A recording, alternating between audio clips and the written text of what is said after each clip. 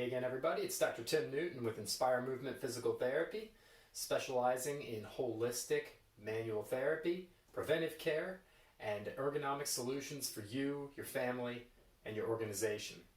In this video, we're going to talk about work surface height, specifically a desk height for a sitting desk. So this is a very important item, and it's really the height of your work surface is really the foundation for anything that you're going to do ergonomically. Your keyboard is on it, your mouse is on it, it might be a laptop, but the height here is critical for what your relationship of your body is going to be with what you're doing. Most desks come at a standard height. They're between 29 and 30 inches high, which is actually a problem for a lot of people, particularly people under 6 feet tall. If you're trying to work in this space around belly button height, you can see for me here, this is a little bit high. This is about 29 inches high here. So this is a great example that I wanted to share some of the things that you can try to do to get that relationship cut down a little bit where you're working in your optimal space.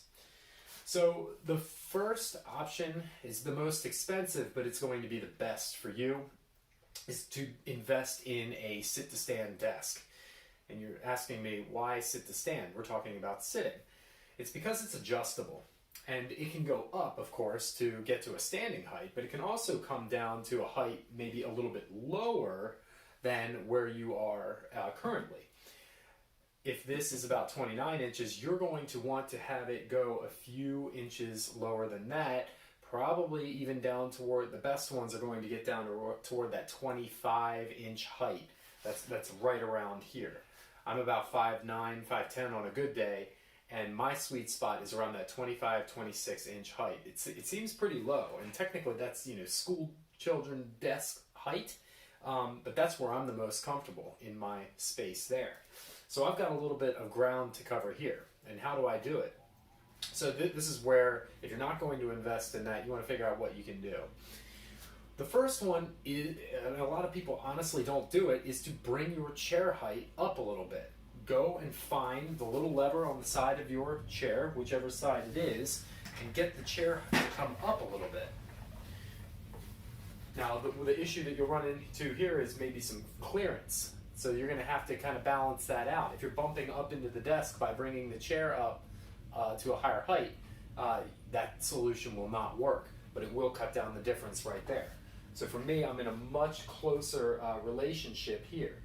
Now, what a lot of people will tell me in this situation is that they're losing the contact of the feet on the floor, which is very important. You need to keep that contact to maintain good low back posture.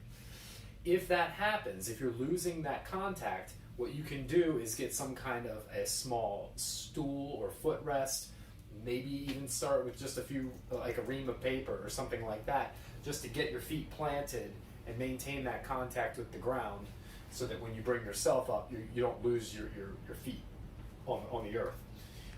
If the chair does not come up, or if that's not enough, you can also get a cushion to sit on top of. That's another option.